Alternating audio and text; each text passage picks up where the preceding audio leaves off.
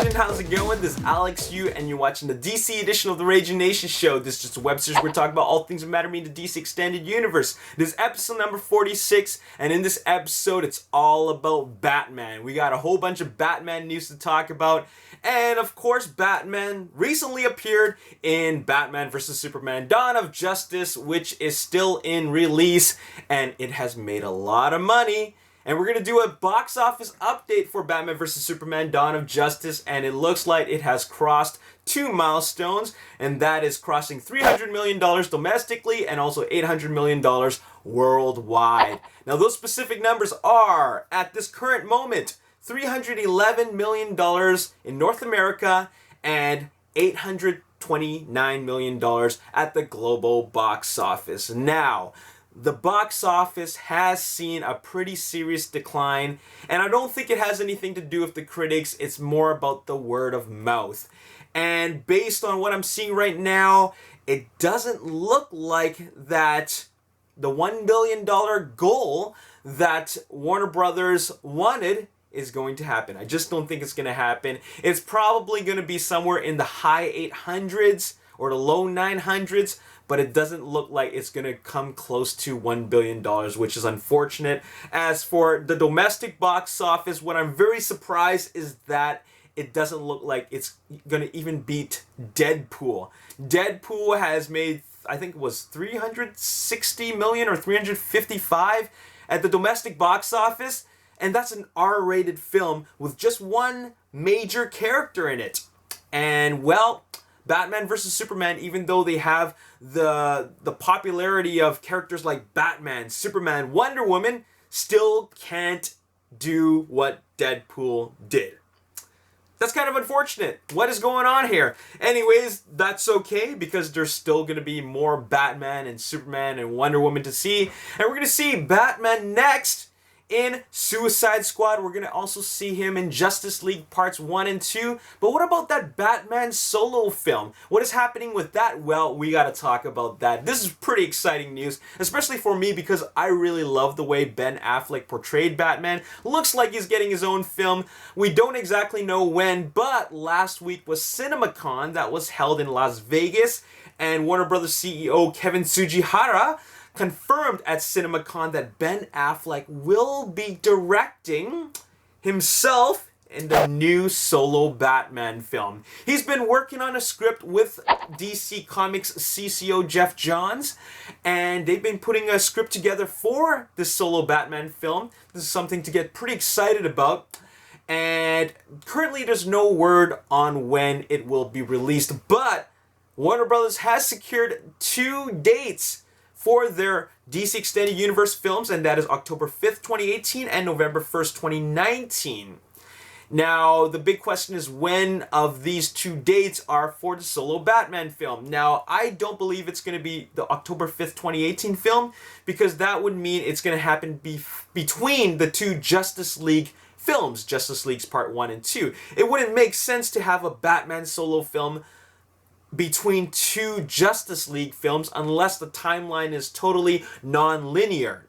So I believe that it's going to come out on on November 1st, 2019, considering that Justice League Part 2 comes out on June 14th of the same year. That would make sense. Maybe Batman goes off on a solo mission after he's done defeating Darkseid with the rest of the Justice League. So that could happen, and I'm really excited about it. It's definitely a film that I'm really, really looking forward to. All right? Now, we're going to veer off away from the live-action universe and talk about something in the DC animated world. Now, this is not something I intend to do regularly, but I just have to point this out, and that is I want to express my excitement for Batman the Killing Joke coming to the animated, coming to DVD, home video release, and it is going to be the first animated Batman film to receive an R rating. Like, an actual R rating, which would make it the second film from the DC Universe to have an R rating. The first one being the Batman vs. Superman Dawn of Justice extended cut. That's going to be an R rating. Batman the Killing Joke, the animated film, is going to receive an R rating. Now, does this have anything to do with Deadpool? I don't know. You know what? It's hard to say, but I think that at least Warner Brothers know that having an R rating doesn't necessarily hurt your audience or hurt your viewership. It doesn't.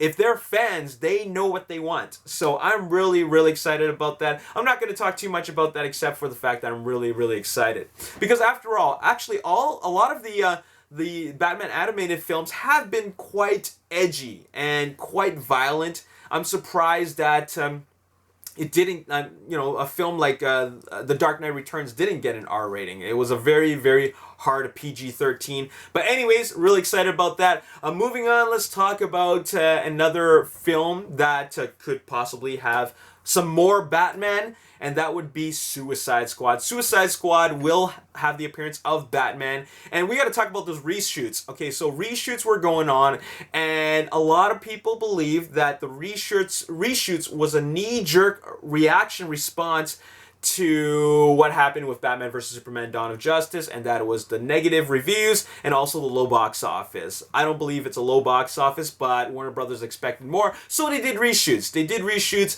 And a lot of the media was reporting it as that they wanted to reshoot Suicide Squad to make it more fun. They wanted to add humor to it because most of the humor that we saw was all in the trailers, and that was it.